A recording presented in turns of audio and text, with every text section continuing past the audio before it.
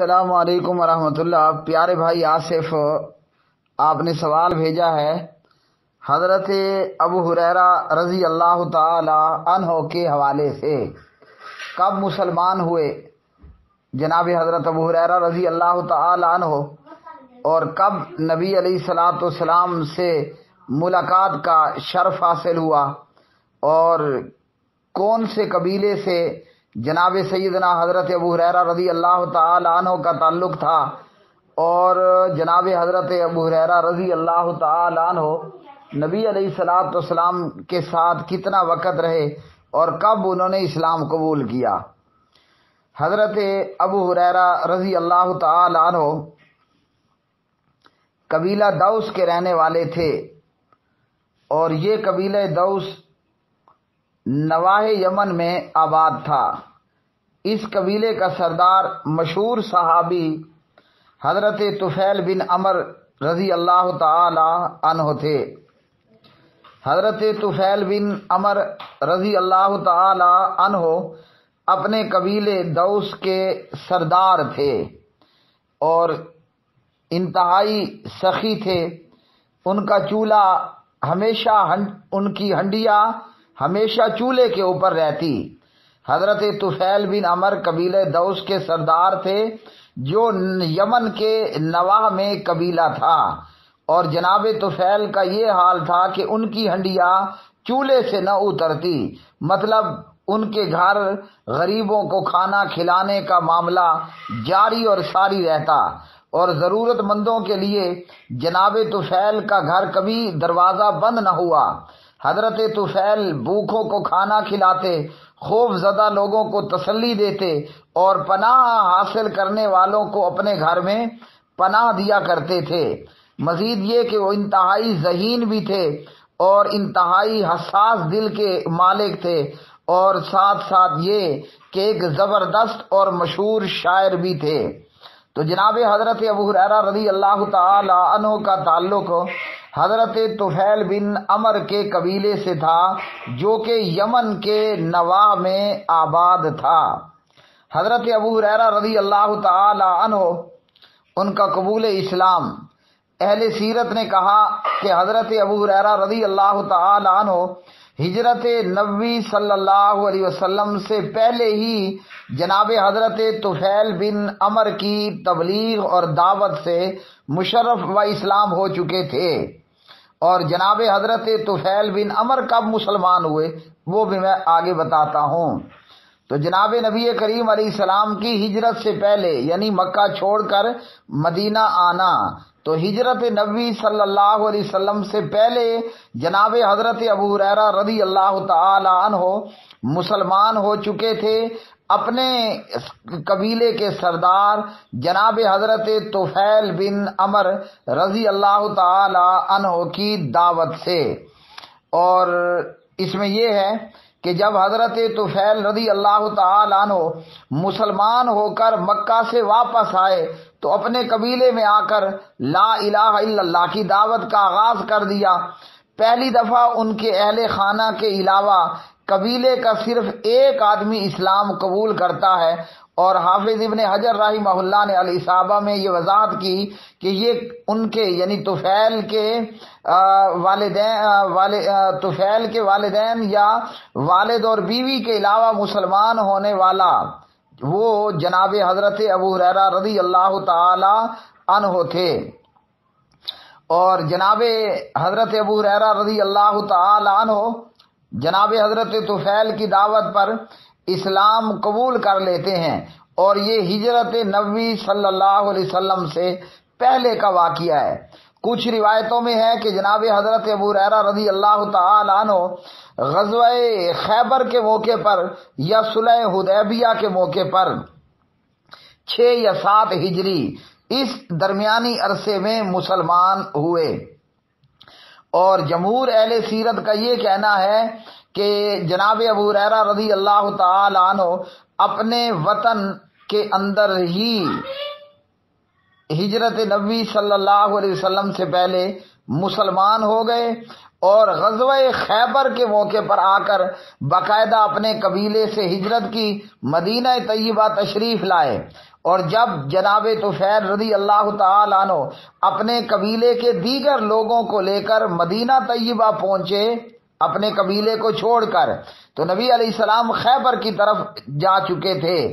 یہ لوگ مدینہ سے پھر خیبر پہنچے اور باقاعدہ نبی علیہ السلام کی زیارت کی سارے آنے والے لوگوں اور وفد نے اور قبیلے کے ان افراد نے، اور نبی علیہ السلام سے بیعت کی سعادت بھی حاصل کی۔ نبی علیہ السلام کی بعثت کے وقت حضرت ابو ہریرہ رضی اللہ تعالی عنہ کی عمر 11 یا 12 سال کی تھی، اور اسی طرح انہوں نے جب اسلام قبول کیا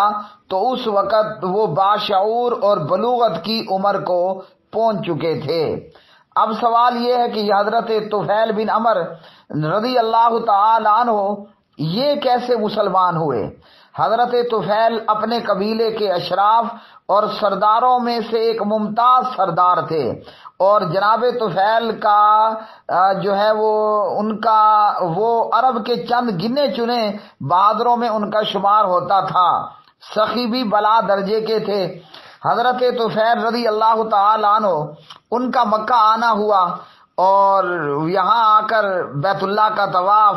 اور بتوں سے برکت وغیرہ حاصل کرنا ان کا مقصد تھا، جیسا کہ ارد گرد کے لوگ بیت اللہ اور مکہ آیا کرتے تھے۔ ادھر مکہ میں صورتحال یہ تھی کہ نبی علیہ السلام نے لا الہ الا اللہ کی دعوت کو لا الہ الا اللہ کی دعوت اس پیغام کو عام کر دیا تھا، لوگوں کو لا الہ الا اللہ کی طرف بلانے کے لیے۔ اور مکہ کے مشرکوں کی یہ صورتحال تھی، نبی علیہ السلام سے خود بھی دور بھاگتے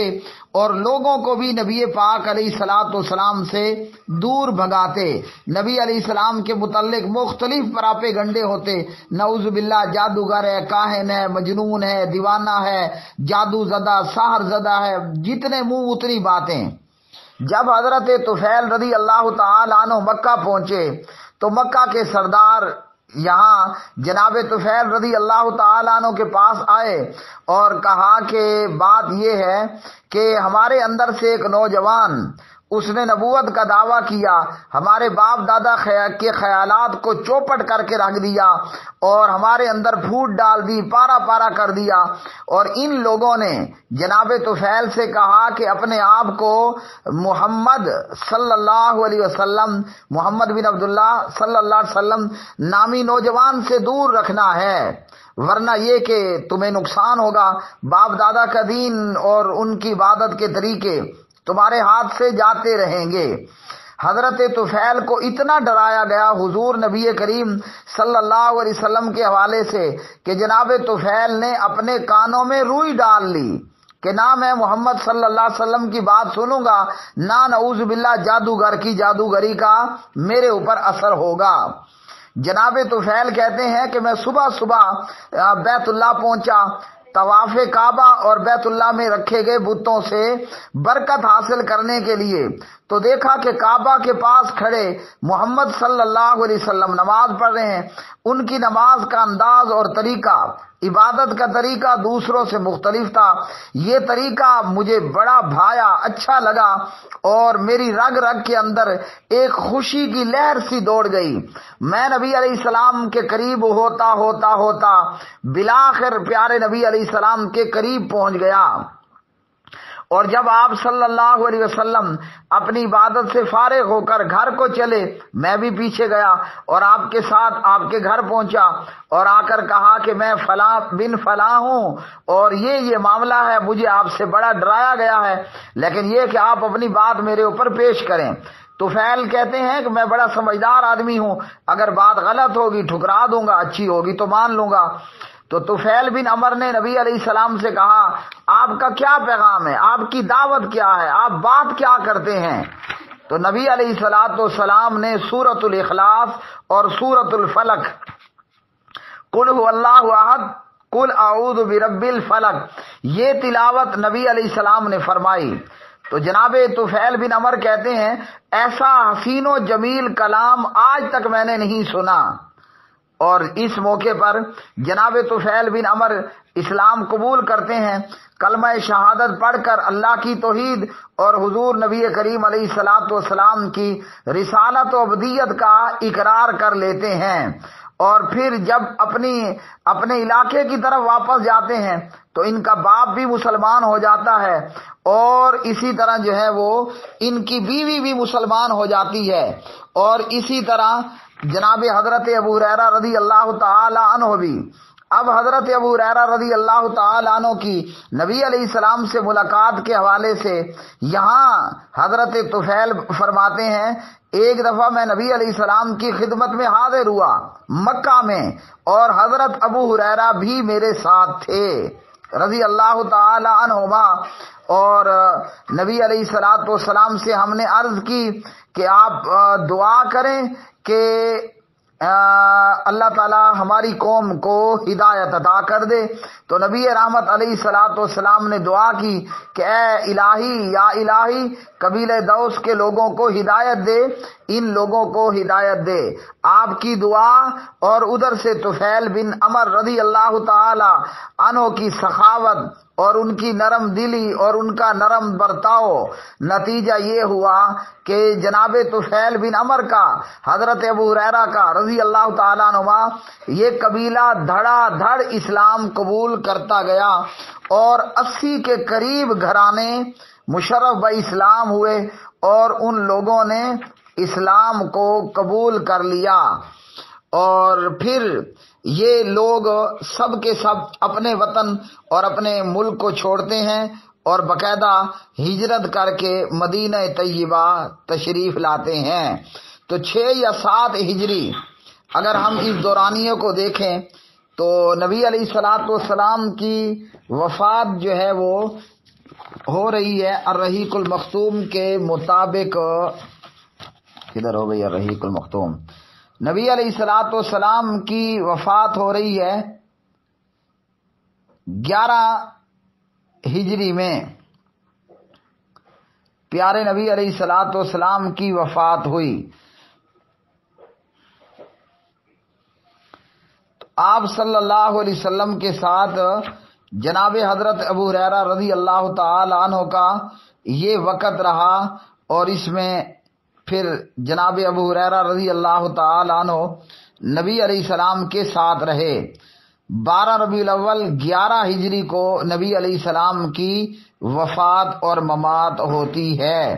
اور جناب حضرت ابو ہریرہ رضی اللہ عنہ 6 یا 7 ہجری کے درمیانی حصے میں غزوہ خیبر کے موقع پر نبی علیہ السلام کے پاس باقاعدہ آتے ہیں، اور پھر ہمیشہ ہمیشہ کے لیے ابو ہریرہ مدینہ طیبہ میں ہی رہ جاتے ہیں، کیونکہ حضرت ابو ہریرہ اپنے قبیلے سے ہجرت کر کے ہمیشہ کے لیے مدینہ آ گئے، تو پھر نبی علیہ السلام کے پاس ہی رہے، اور جس طرح کہ پہلے جواب میں بتایا، یوں سمجھ لیجئے کہ آئندہ زندگی کے لیے نبی علیہ الصلوۃ والسلام کے ساتھ حضرت ابو ہریرہ رضی اللہ تعالی عنہ پیغمبر صلی اللہ علیہ وسلم کا سایہ بن کر، آپ کی پرچھائی بن کر آپ صلی اللہ علیہ وسلم کے ساتھ رہے۔ اب بہت سارے لوگ ایسے ہوتے ہیں آج بھی کہ وہ جناب روزی روٹی کے لیے بھی تگ و دو کرتے ہیں اور دین کی تعلیمات بھی حاصل کرتے ہیں۔ تو صحابہ کرام میں کئی ایسے لوگ تھے جو دن دہاڑے یعنی دن کے وقت طلوع آفتاب کے بعد وہ روزی روٹی کے لیے بازاروں کا رخ بھی کرتے، بیوی بچوں کے معاملات بھی ہوتے، پیغمبر کی خدمت میں آ کر تعلیم بھی حاصل کرتے۔ لیکن حضرت ابو ہریرہ رضی اللہ تعالی عنہ آپ کے صحابہ میں سے وہ تھے جنہوں نے بازار اور دکان اور فیکٹری اور کارخانہ اور جناب کمانا اور روزی روٹی کے لیے کاروبار کرنا یہ سب چھوڑ دیا، بلکہ ابو ہریرہ آپ کا سایہ بن کر، آپ کی پرچھائی بن کر آپ صلی اللہ علیہ وسلم کے ساتھ رہا، نہ کھانے کی پرواہ، نہ کمانے کی پرواہ، نہ کھانے کی پرواہ، نہ کمانے کی پرواہ، اور جناب لگاتار وہ کیا کرتے رہے، نبی علیہ السلام سے دین کی، اسلام کی اور شریعت کی اور احادیث کی اور سنت کی تعلیم حاصل کرتے رہے۔ یہی وجہ ہے کہ جناب ابو ہریرہ رضی اللہ تعالی عنہ ان صحابہ میں ہیں جو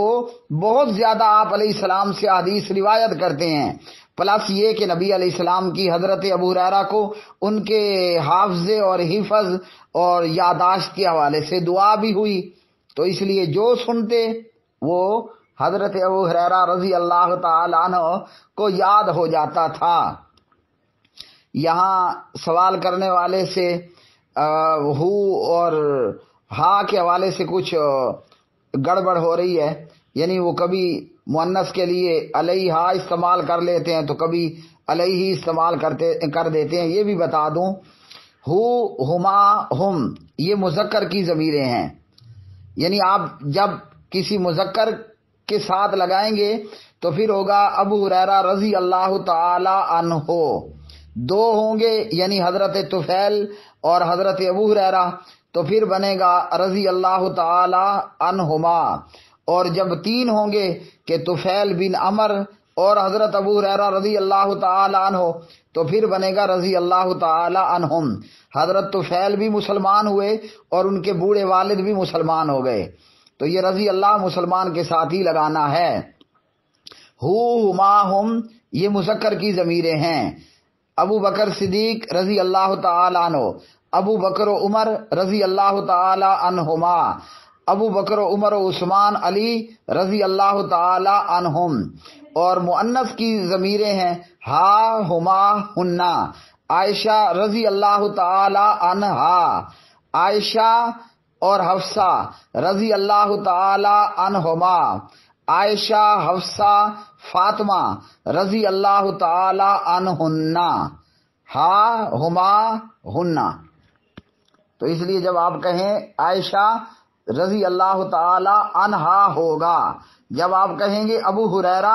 تو رضی اللہ تعالی عنہ ہوگا۔